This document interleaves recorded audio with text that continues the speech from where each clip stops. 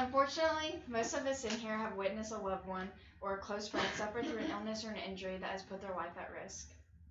There's undoubtedly a part of each of us that wish they could take that suffering away and make them feel better, even if it was just momentarily.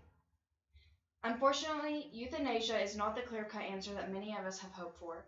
Euthanasia is immoral.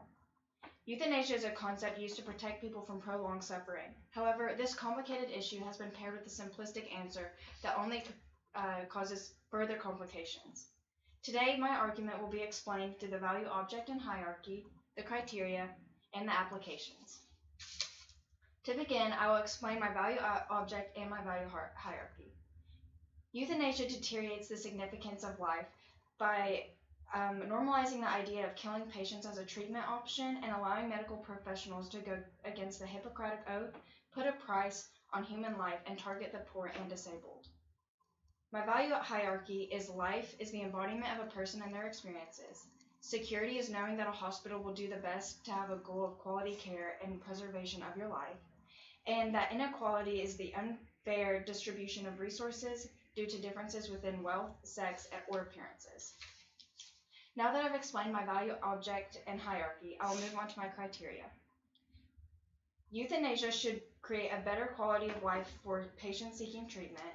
Euthanasia should bring patients security when they go to a hospital seeking treatment. And euthanasia should be a treatment option that does not discriminate.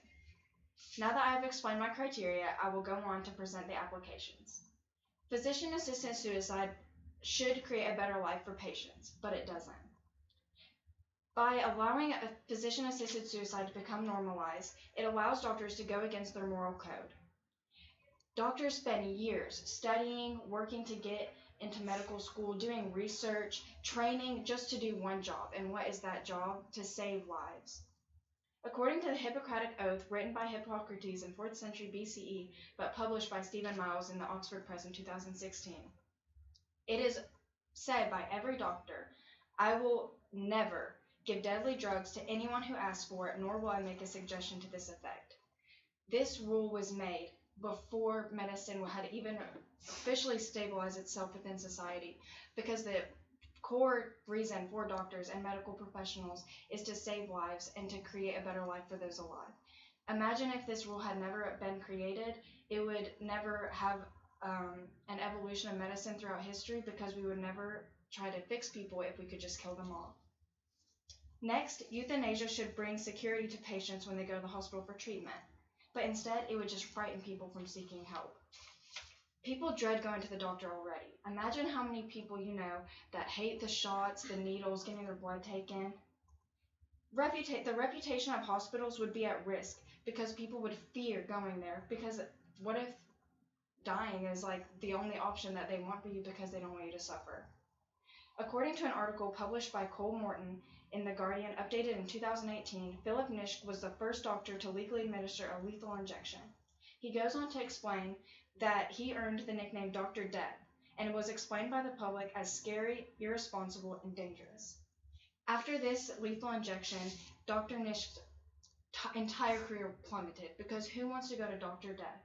Nobody. This can also be related to hospitals in general if it became a normalized idea. And lastly, euthanasia should be a treatment option that does not discriminate against anyone, but it would target the poor and disabled. The whole way that insurance companies make money is by people having expensive treatments that they can't pay for, and so then they have to pay for it themselves, and blah, blah, blah, blah. So if you have costly patients and they are dying, then that actually makes a lot of money for the insurance companies, because they don't have to pay for your treatments anymore. According to an article published by Dr. Richardson in May 2017 in the Washington Post, Brian Palliser, an associate professor of internal medicine at the University of Nevada, said he tried to transfer 2 patients to California and Oregon for procedures not performed in the hospitals. Both of these cases, the insurance companies told Brian that they wouldn't cover the cost of the transfer or the procedure. But they did suggest assisted suicide. Neither patient was terminal, and the whole reason why their they were declined was because it would be more expensive for the insurance companies to help pay for their costs of treatment than it would be to just kill them off entirely.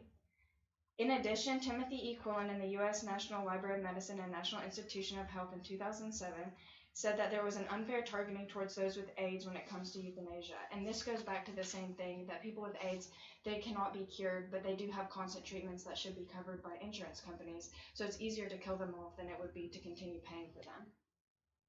Today I've discussed the value object, value hierarchy, criteria, and applications. To conclude, euthanasia is immoral. We all want what's best for those that we love, especially when they're suffering unnecessarily. But killing people to try and shorten this suffering is not the answer that we need.